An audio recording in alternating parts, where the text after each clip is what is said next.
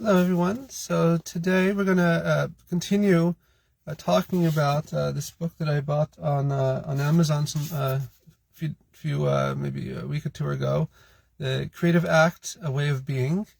This book is by Rick Rubin. So originally I had intended to maybe have a series going through the book, explaining the correspondences according to Kabbalah.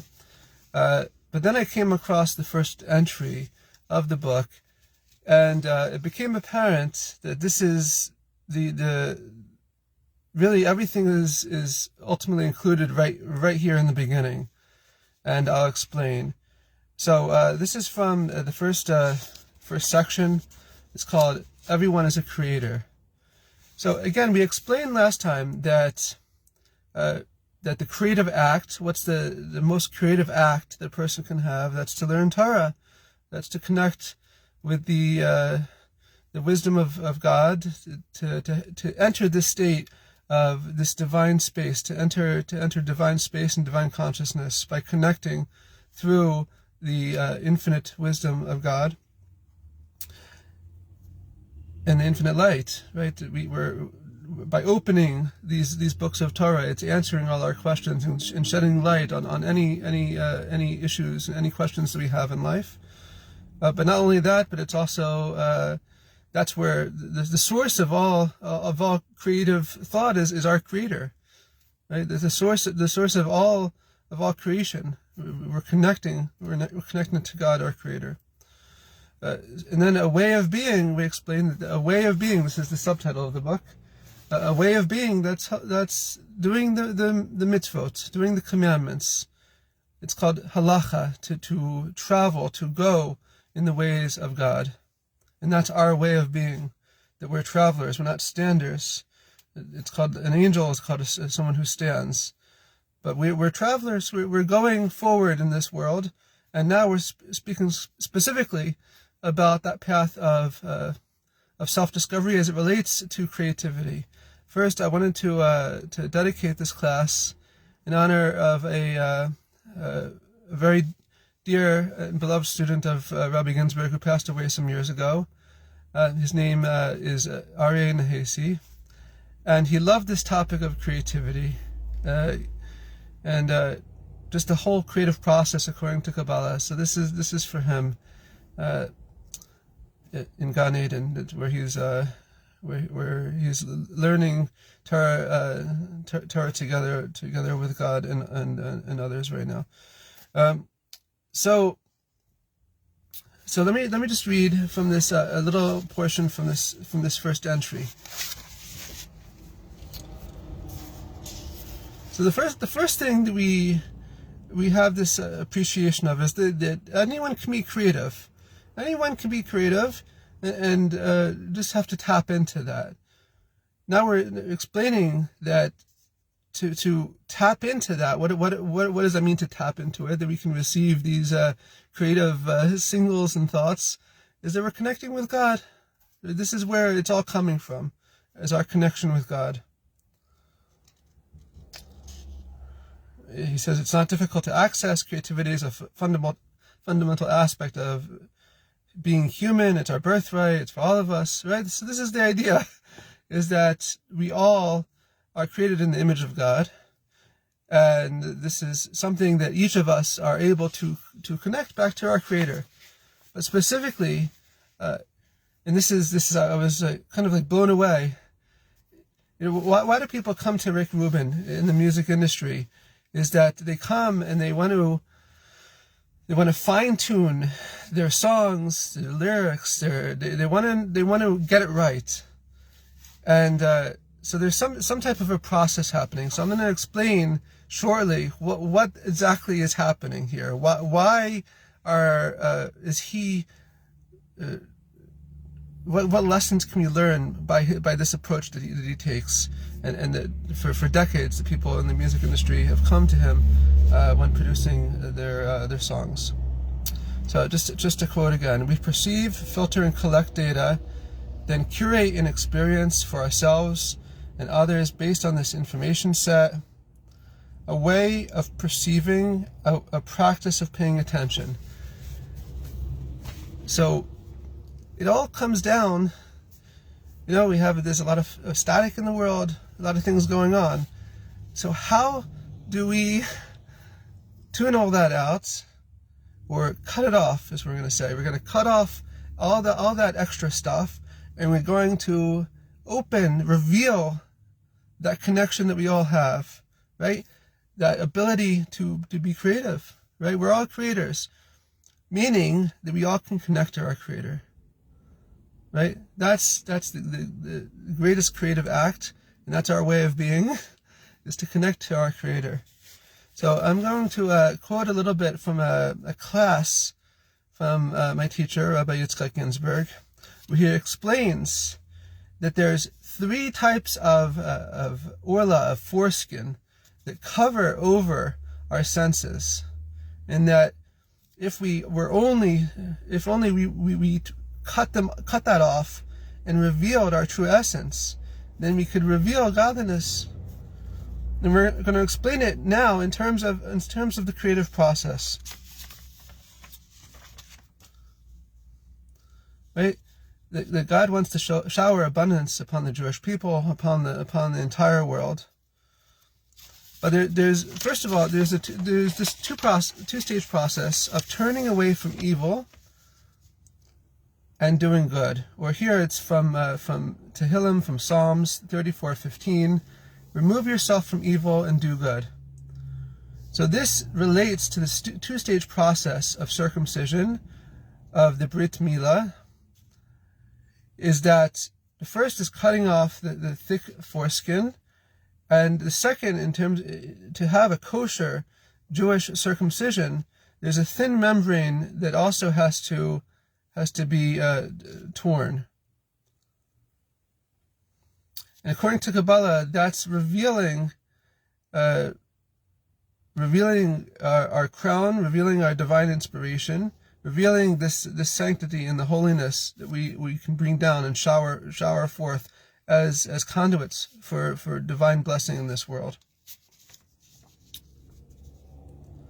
The other thing to keep in mind during this whole process is that at every moment we're being continually recreated, as the Baal Shem Tov, the founder of the Hasidic movement, taught.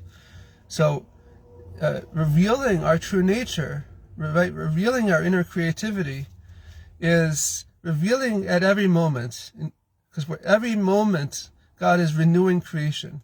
So it's like, we have that eureka moment, that eureka thought, experience that lights up our day, right? It's very exciting. So that at every moment we can appreciate that.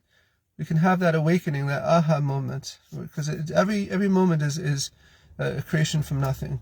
There's a story that Rick Rubin brings of a singer that came to him, sent him a demo track for some songs that he was putting together, and Rick Rubin, he listened to it, and the thing that caught his attention was not the songs, but this little playing, I think it was guitar playing between 2 songs,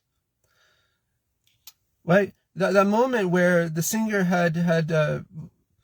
wasn't intention. That wasn't his intention, that this should be the main event.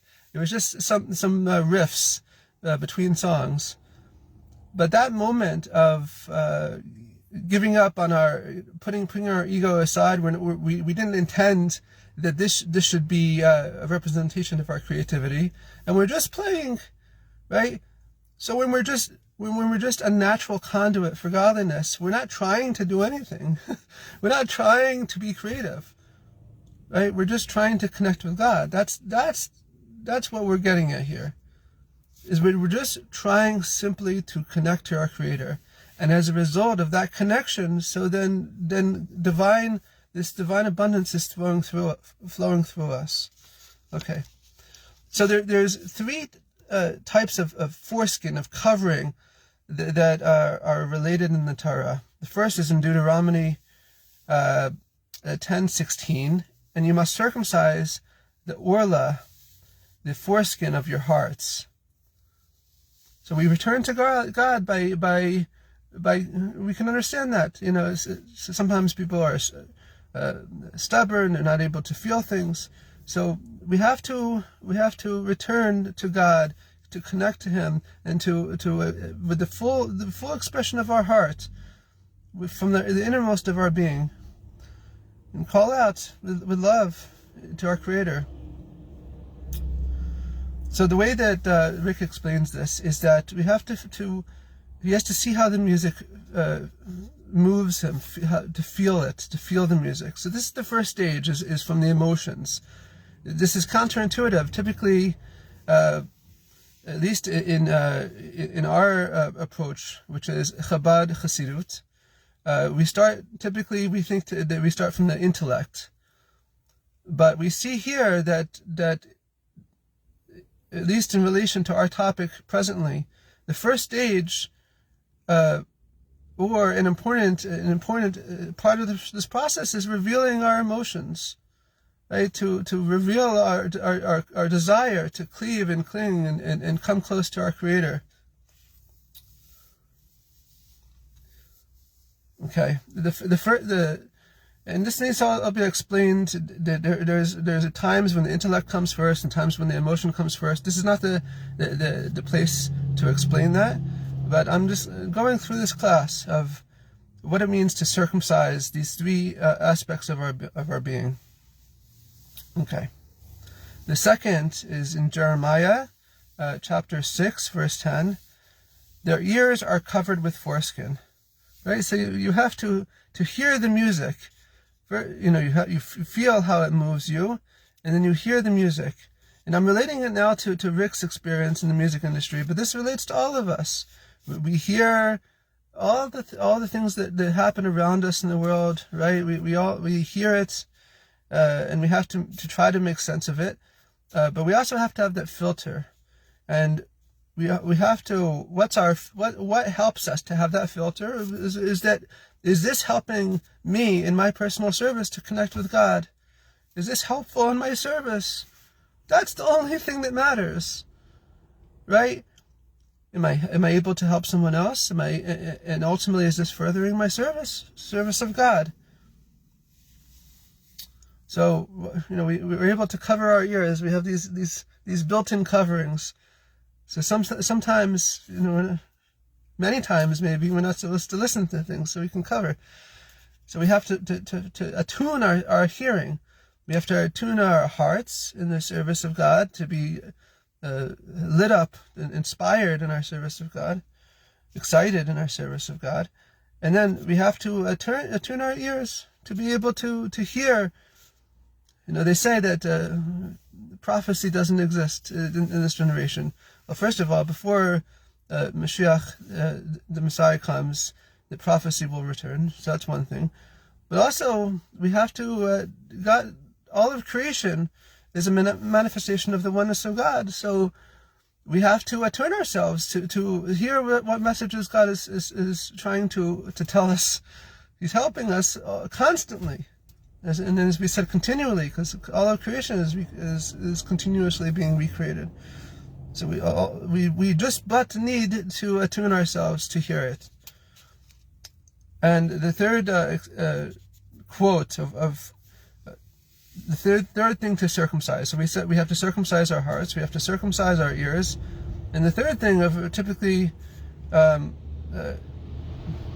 obviously we have the Brit Milah, but we have these are internal circumcisions of in terms of rectifying our psyche and returning to that natural state together with God. So it's in Exodus chapter 6, verse 12. Moses calls himself Aral Sifatayim, someone who has foreskin over his lips, making it difficult to express himself. So this is like, what would we say for Rick? This is when you need to add lyrics, right? Lyrics a lot of times will come after, right? After seeing how the music moves you, and then you have to you feel the music, you hear the parts of it to bring out, and then you can add lyrics. But in general, this is our ability to express our faith in the world. when our heart is together with our mouth and we're able to fully express ourselves. What are we waiting for? We're waiting for the time when God himself can do this. And God himself can express his faith. What's his faith? Is that Mashiach should come, that the redemption should come. And here we are in exile. This is not what ultimately the intent for creation. Right? So God also wants to connect what he wants with speaking that into reality. But he's giving that ability to become a partner in this creative process to us, to be partners in bringing about this reality, in filling the world with divine consciousness, right? In terms of creativity, that's enabled to reveal the new Torah, the new insights, the new creativity that comes through learning and teaching Torah. But in order to do that, we need to remove ourselves from the equation, right? We need to be conduits for divine blessing in this world.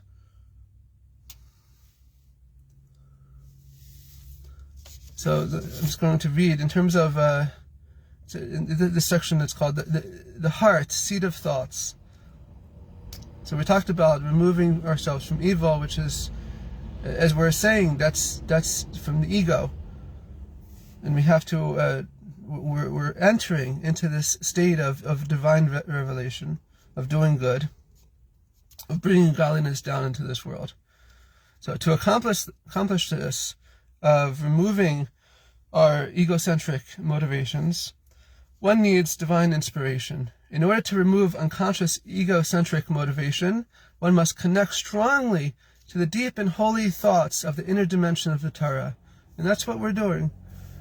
Right? We're using a modern day metaphor, right? We have here a modern day metaphor, and we're connecting it to the deepest wisdom of the Torah, the inner dimension of the Torah. And we're explaining why it is that for decades people are going to him. It's for that this idea that we can circumcise our inner being and by cutting away that ego, but we're explaining it in a much deeper way, right? As we said, it's not only to take away the foreskin. We need to do the priya. We need to reveal that godliness by removing any vestige of evil. That's the first stage. But to reveal the infinite light of God, and that's through connecting to God Himself, through learning His Torah and following His ways, His commandments. It's called living in a state of modat tivit, natural consciousness.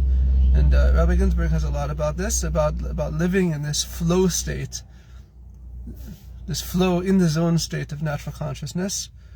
This is not the time to go into that in more detail, but there's a seminar about this in English, and there's a lot of material from Rabbi Ginsburg about this in English. But to go into this flow state, this natural flow of the heart, of good thoughts and deeds, are just flowing through us. Then it's not because of my action. It's not because I did anything, right? And we're explaining that this idea that a musician can come and have their work removed of its ego is very attracting. It's a very attractive thing. A person could think, "What are you talking about? That all these people are filled with ego."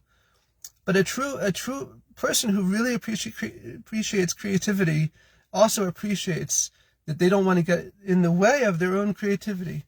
And now we're saying even higher that it's not their own creativity. This is from that all creativity comes from God, and we just need to step out of the way and let it flow through us. And that's the greatest creative act of them all.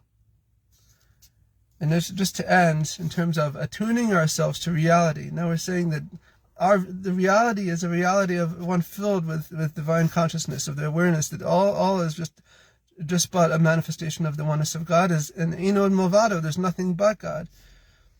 So our ears are receivers, absorbing audible and inaudible transmissions from our environment. And we the second stage of revealing divine revelation is fine-tuning, right? There Rick said attuning. Here it's fine-tuning ourselves to reality is full of vibrations, to hear that, attune ourselves to perceive reality, to attune our ears to receive these positive transmissions that God is giving to us all the time. It's like this shower of abundance. Imagine it's pouring outside, right? And we have this umbrella, and it's keeping us nice and dry, right? So that's fine for rain. Maybe we don't want to get wet. Okay, I understand that. But when we're being showered with divine blessing, what do we say? No, I'm sorry, my cup is full already. I don't need any. Thank you very much. Or I'm going to stay inside. Or I'm going to just go about my own business. No, the person who really wants to achieve the highest levels of creativity will say, please just use me as the conduit for that. If you're this is the way to be the ultimate, most creative of them all, is not to be in the equation at all. The way that this is explained, it's like a cursor a cursor is moving on the screen, right? So the cursor did not write this article, right? It's just moving from place to place, and it's just a placeholder. So we're just placeholders. And God wants to shower this abundance, divine abundance and creativity upon the world. So our job is to remove, to circumcise our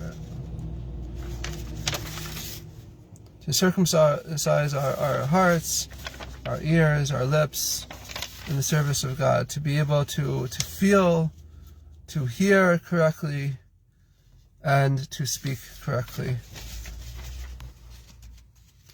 And ultimately this reveals our natural consciousness. We're fine-tuning our being, aligning ourselves with God, and allowing God to work through us. So this is the ultimate, the greatest creative act of them all.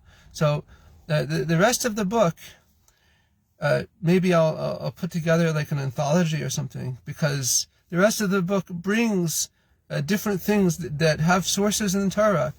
As we explained, what's a creative act? A creative act is teaching a Torah insight.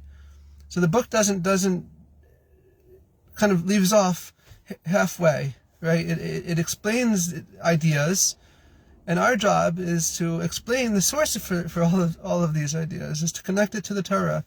So maybe we'll have like an anthology of different chapters, and we'll explain where this relates to in Torah. But just to know that this is the secret for all creativity, is to be a conduit for revealing divine